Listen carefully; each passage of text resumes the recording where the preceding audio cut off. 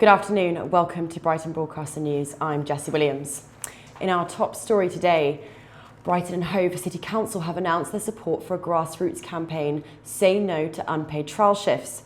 The organisation was set up last summer by students who aim to end the unfair practice of trialling potential employees without pay.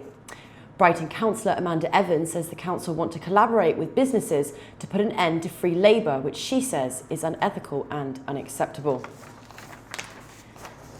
The chief executive of a Sussex charity, which was recently burgled, has criticised the thieves. They stole cameras, computers and cash from Brighton-based Amaze, which supports disabled children.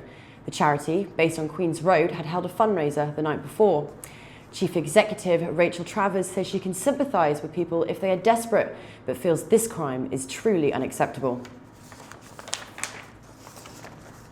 Hove MP Peter Kyle says Boris Johnson does not want MPs to have too long to scrutinise the withdrawal agreement bill.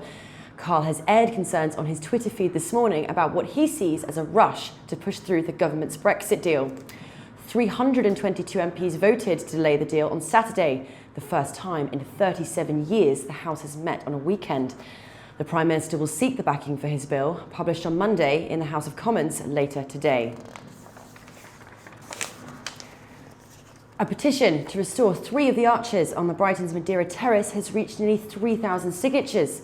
The council needs to raise £23 million for its complete restoration, and it's such a huge cost. The question remains how and when this will happen. Here's Phoebe Doolan. Constructed in the 1890s, Madeira Terrace is one of Brighton's most dated structures. Nevertheless, it is so well loved by locals. Stretching a monumental 865 metres, the terrace is formed of 151 separate arches, with the original purpose of promenading. However, over time, the terrace has become dilapidated. I will be speaking to petition leader Jack Atkins later on today, who is determined to fully restore the terrace. Brighton's roads could soon be getting greener. That is, if a new government plan to encourage more electric vehicles is successful. Our environment correspondent Tom Palmer has more. An electric vehicle company in Brighton have welcomed plans to introduce new green-coloured number plates for electric vehicles. Brighton Electric says it will promote clean energy by increasing incentive to make the switch from polluting diesel and petrol engines to more environmentally friendly electric cars. The green number plates will allow for easy recognition of electric vehicles, meaning that owners could potentially make use of bus lanes and discounted parking. The new government proposal comes following last week's news that Brighton and Hove City Council will be installing around 200 new electric charging points like this one by January next year. I'm Tom Palmer for Brighton Broadcaster News. Well, after last week's constant downpours, this week is finally set to give us some nice weather. Mariam has a detailed forecast.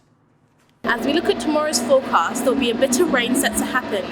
Temperatures will start off low but will rise to 14 to 15 degrees in the afternoon. But for today, as you can see, the sun is out despite the cold chill.